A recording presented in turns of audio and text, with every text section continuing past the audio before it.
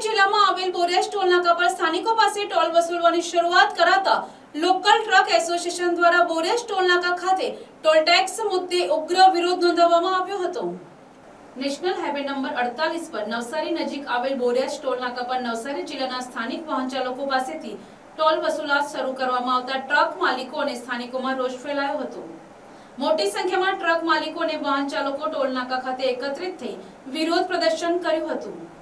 વિરોધ પ્રદર્શન દરમિયાન લોકલ ટ્રક એસોસિએશનના આગેવાનોએ જણાવ્યું હતું કે આજ દિન સુધી સ્થાનિક વાહનોને ટોલ ટેક્સમાંથી મુક્તિ આપવામાં આવતી હતી, પરંતુ અચાનક ટોલ વસૂલાત શરૂ થતા સ્થાનિક વેપારીઓ અને ટ્રાન્સપોર્ટ વ્યવસાય પર આર્થિક બોજ વધ્યો છે।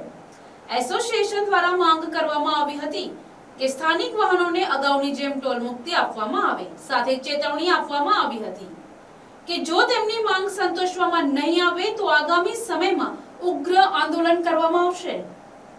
પહેલેથી સ્ટાર્ટ નવસારી જિલ્લા લોકલ ટ્રક એસોસિએશનના પ્રમુખ શ્રી બિપિનભાઈ ધનસિંહભાઈ કાસુંદ્રા, અમારી માંગ એવી છે, બોરિયાસ ટોલ નાકા ઉપર વર્ષો થયા કાર અને ટ્રક બધું સ્થાનિક માટે ફ્રી હતું। આ 1 તારીખથી આ ફાસ્ટેગમાં કારવાળાના બી પૈસા કપાવવા માંડ્યા, ટ્રકવાળાના બધા સ્થાનિક લોકોના પૈસા કાપવા માંડ્યા। એટલે અમારું રજૂઆત 1 તારીખથી એવી છે કે ભાઈ જે અમારું પહેલાં ફ્રી ચાલતું હતું પહેલેથી નથી, તો અત્યારે બી અમને ફ્રી ચાલવું જોઈએ।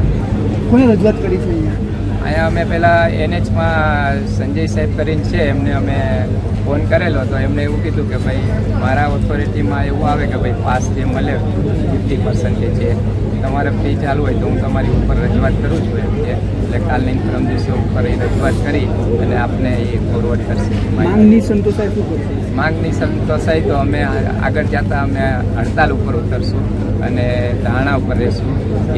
એ સિવાય પછીની માંગ નહીં સંતોષાય તો અમે પછી હાઈવે ચક્કાજામ કરશું। Bureau report NTC news Navsari.